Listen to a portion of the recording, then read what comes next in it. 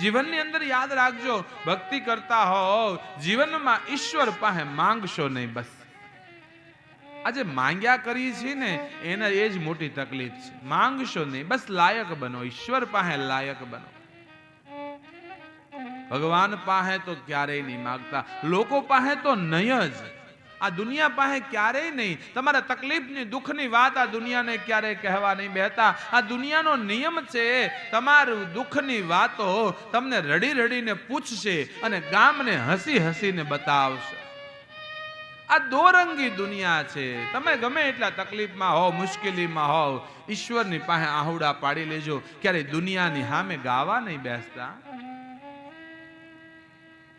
તકલીફ પડે, જીવન છે. ભગવાન કસોટી કરતો જ હોય છે. ઈશ્વરની કસોટીમાં ક્યારેય ડગશો નહીં. ભગવાનને કહેજો, પ્રભુ ગમે એટલી કસોટી કરે એનો વાંધો નથી, તારા પરનો વિશ્વાસ ક્યારેય તૂટે નહીં. અને આપણી તો શું કસોટી કરી ભગવાને. જો નરસિંહ મહેતાને બાપના શ્રાદ્ધ કરવાનો વેત નહોતો રહ્યો, દીકરીના મામેરા કરવાના વેત નથી રહ્યા, આટલી કસોટી કરી ત્યારે ભગવાન મળ્યો છે.